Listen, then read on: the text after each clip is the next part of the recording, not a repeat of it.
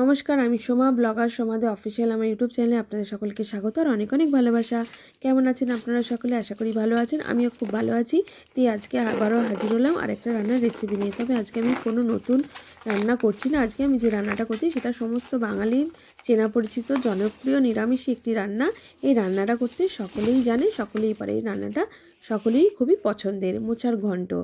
তাই চলে যাচ্ছি মোচার ঘন্টটা আমি আজকে কিভাবে করেছি, মানে মোচাটা আমি কিভাবে ছেড়েছি সেটার দিকে। এক হাতে ক্যামেরা ধরে আর এক হাতে মোচাটা ছাড়াতে শুরু করে দিয়েছি।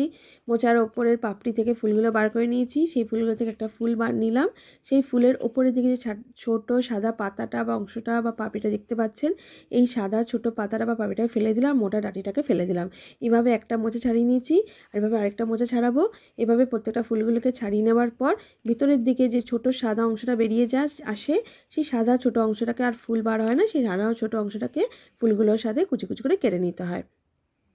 এইভাবে আমি মোচাটা ছাড়িয়ে নিলাম।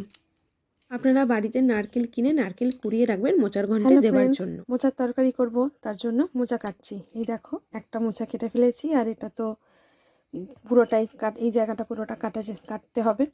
আর আরেকটা মোচা কাটছি, এই যে ওপরের পাট থেকে ছাড়িয়েছি। এবার এই যে পাটটা একটা খুললাম, সেটা আবার কেটেছি। এবার সেটা আমি পাতার ডাঁটিটা একটা ছাড়িয়ে নিয়েছি, এবার আরেকটা ছাড়াচ্ছি। দেখো, এই দেখো, এই পাতাটা ফেলে দিলাম, আর এই সাদা যেই ডাঁটিটা, এই মোটা শক্ত ডাঁটিটা, এটাও এবার ফেলে দিলাম।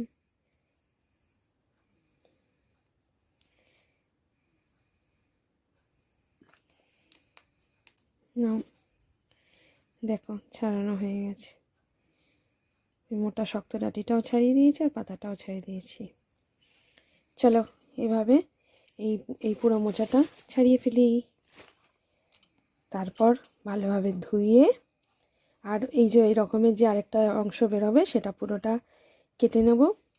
এগুলোকে আগে ভালোভাবে এইটারও যেমন এটা এই পোর্শনটা কাটতে হবে, আর এই রকমের যেরকম আরেকটা বেরোবে সেটাও কাটতে হবে। এগুলো সব একসাথে কেটে নিয়ে ভালো করে ধুয়ে তারপর প্রেশার কুকারে নুন হলুদ দিয়ে সিদ্ধ করতে দিয়ে দেবো।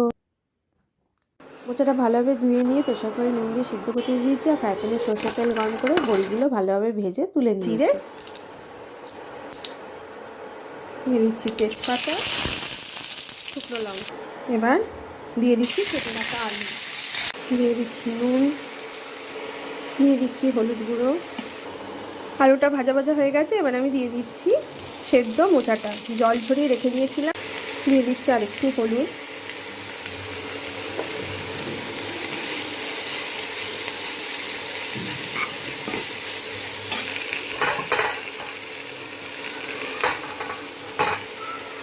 দিয়ে দিচ্ছি আদা বাটা, রাইসের শাহি গরম মশলা, দিয়ে দিচ্ছি একটু বড়ি ভাজা গুঁড়ো করে, দিয়ে দিচ্ছি চিনি, দিয়ে দিচ্ছি ঘি। এর মধ্যে কাজু কিশমিশ দিলে অপূর্ব স্বাদ হয়। আমার মোচার ঘন্ট হয়ে গেছে। আমি এখানে বাজারের কেনা নারকেল কোড়া ব্যবহার করেছি। ভিডিওটা ভালো লাগলে like, comment, share. Blogger Somade official আমার ইউটিউব চ্যানেলটা প্লিজ সাবস্ক্রাইব করবেন।